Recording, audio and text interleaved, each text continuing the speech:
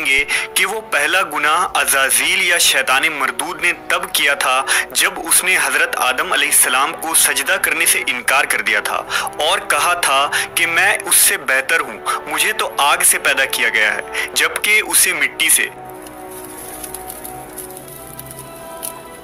یعنی کائنات کا پہلا گناہ غرور و تکبر تھا جس نے عزازیل کو ابلیس بنا دیا تھا۔ لیکن تاریخ انسانی میں اس سرزمین پر پہلا گناہ جس شخص نے کیا تھا اس کے متعلق بہت کم لوگ واقف ہیں۔ دراصل حضرت آدم علیہ السلام کے اس دنیا میں تشریف لانے کے بعد آپ علیہ السلام کے ایک بیٹے نے آپ کے دوسرے بیٹے کا قتل کر کے تاریخ انسانی کا سب سے پہلا گناہ کیا تھا۔ وہ قاتل کون تھا، یہ قتل کیوں ہوا تھا اور وہ معصوم مقتول کون تھا، اس ویڈیو میں ہم اس قصے کو مکمل بیان کریں گے۔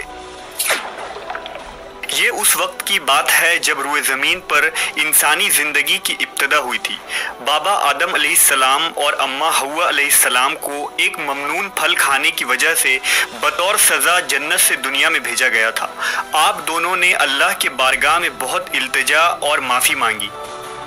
بخشش طلب کرنے کے بعد اس فانی دنیا میں آپ دونوں سزا کاٹ رہے تھے۔ چند عرصوں بعد اماں حوا علیہ السلام کے بطن سے اولاد کی پیدائش ہوئی۔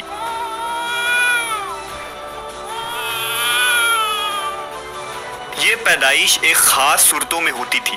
جب بھی حوا علیہ السلام حاملہ ہوتی تو جڑواں بچوں کی پیدائش ہوتی جن میں ایک لڑکا اور ایک لڑکی پیدا ہوتے تھے۔ ایک ساتھ پیدا ہونے والے لڑکے اور لڑکی کا نکاح دوسری مرتبہ پیدا ہونے والے لڑکے اور لڑکی کے ساتھ کر دیا جاتا تھا، جبکہ ان جڑواں لڑکے اور لڑکی کا نکاح آپس میں حرام قرار پاتا جن کی پیدائش ایک ساتھ ہوئی تھی۔ حضرت آدم علیہ السلام کی اولاد میں دو بیٹے حابیل اور قابیل کی پیدائش ہوئی تھی۔ قابیل کے ساتھ پیدا ہونے والی لڑکی کا نام اقلیمہ تھا اور حابیل کے ساتھ پیدا ہونے والی لڑکی کا نام لیودا تھا۔ حضرت آدم علیہ السلام کی شریعت کے مطابق اقلیمہ قابیل کی بہن تھی اور لیودا حابیل کی بہن تھی، لہذا دستور کے مطابق قابیل کا نکاح حابیل کی بہن لیودا سے ہونا تھا اور حابیل کا نکاح اقلیمہ سے ہونا تھا۔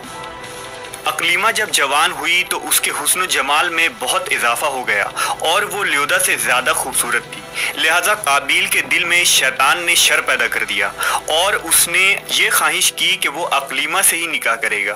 قابیل شریعت سے واقف تھا، اس کے باوجود وہ اپنی ضد اور ہٹ دھرمی پر قائم رہا۔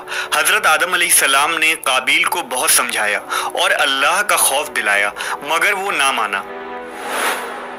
آخر کار حضرت آدم علیہ السلام نے دونوں کے درمیان فیصلہ کا یہ راستہ نکالا کہ آپ نے حابیل اور قابیل دونوں کو اللہ رب العزت کی بارگاہ میں قربانی پیش کرنے کا حکم دیا اور فرمایا کہ تم دونوں میں سے جو بھی اقلیمہ کا حقیقی حقدار ہوگا اللہ تعالیٰ اس کی قربانی کو قبول فرما لے گا اور اس طرح فیصلہ ہو جائے گا۔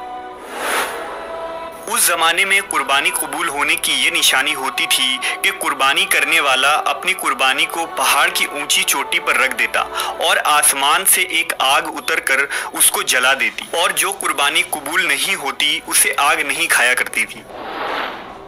اگلی صبح حابیل اپنی بہترین مویشیوں کو ساتھ لایا اور ان میں سب سے اعلیٰ قسم کی بھیڑ کو قربانی کے لیے پیش کیا۔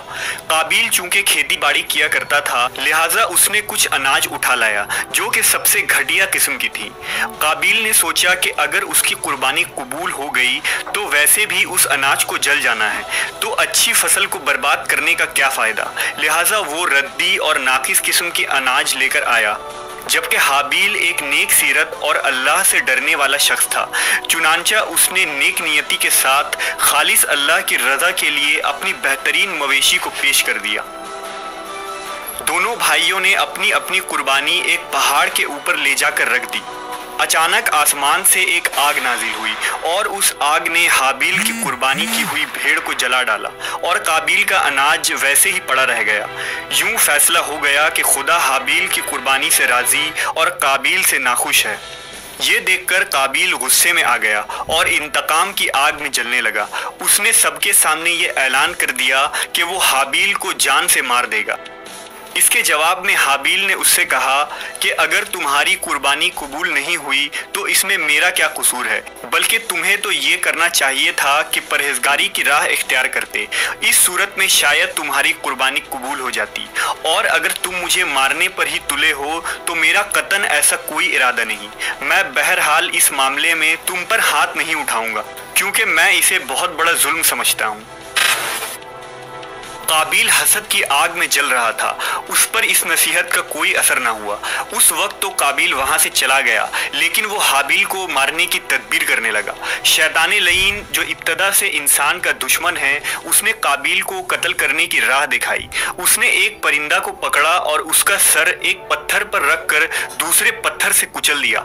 قابیل کو معلوم ہو گیا کہ قتل کس طرح کرنا چاہیے۔ حابیل چونکہ بکریاں چراتا تھا، ایک دن وہ درخت کے سائے تلے آرام کر رہا تھا تو قابیل نے اس وقت بڑی بے رحمی سے اس کا قتل کر ڈالا۔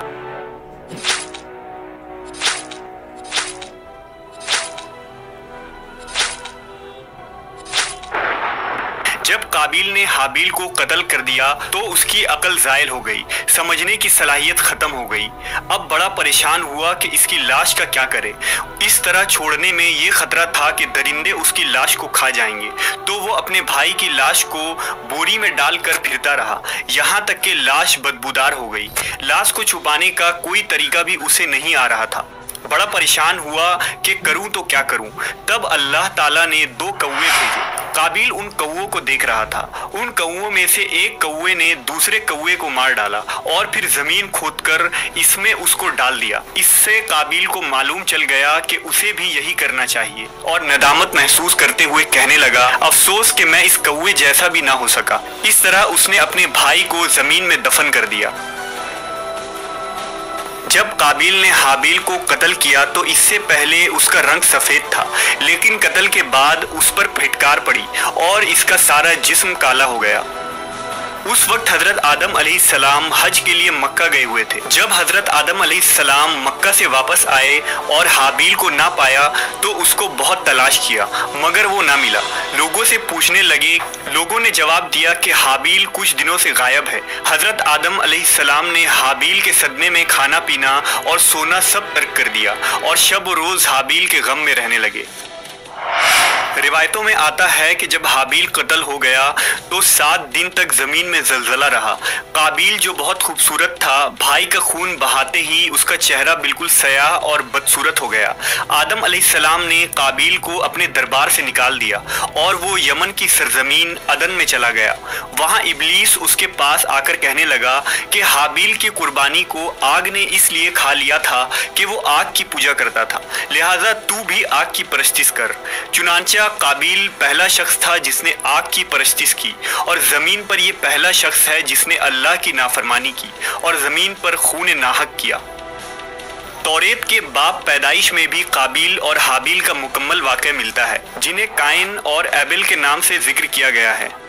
توریت مقدس کے باب پیدائش میں اس واقعے کا ذکر اس طرح آیا ہے، چند روز کے بعد یوں ہوا کہ قائن اپنی کھیت کے پھل کا ہدیہ خداوند کے واسطے لایا، اور حابیل بھی اپنی بھیڑ بکریوں کے کچھ پہلوٹے بچوں کا ہدیہ لایا، اور خداوند نے حابیل کو اور اس کے ہدیے کو منظور کیا، پر قائن کو اور اس کے ہدیہ کو منظور نہ کیا۔ اس لیے قائن نہایت ہی غضبناک ہوا اور اس کا منہ بگڑ گیا، اور قائن نے اپنے بھائی حابیل کو کچھ کہا، اور جب وہ دونوں کھیت میں تھے تو یوں ہوا کہ قائن نے اپنے بھائی حابیل پر حملہ کیا اور اسے قتل کر ڈالا۔